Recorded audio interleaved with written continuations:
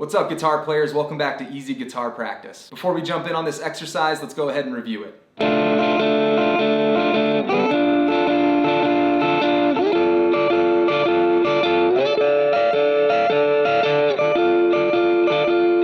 So I'll address a similar point that I addressed in the first video of this week's exercises and remind you all that we're playing these inversions, right? This exercise is all D minor inversions. We're playing these inversions at this tempo to ensure that we nail each inversion and we're not hitting any, broken notes and we're not pressing down fully and we're not getting sloppy with our playing.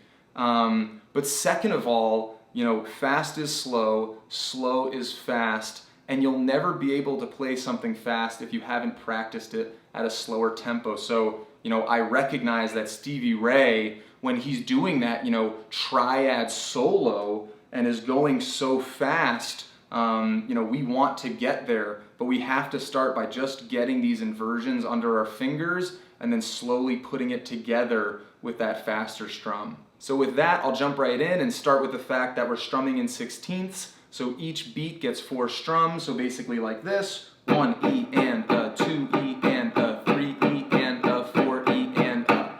So each inversion we're staying on for 2 beats, right? So first inversion would be 1 E and a, 2 E and a.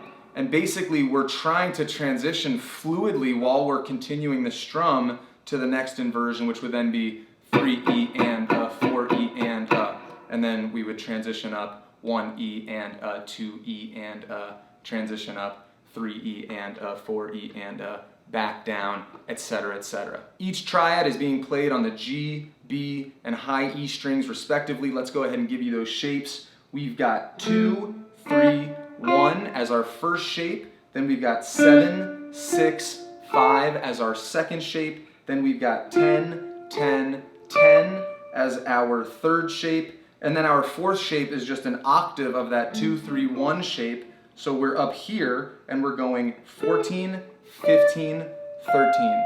Play this at a tempo that feels really comfortable. Make sure you're nailing it, and then and only then should you speed it up. Take it easy. We'll see you next time.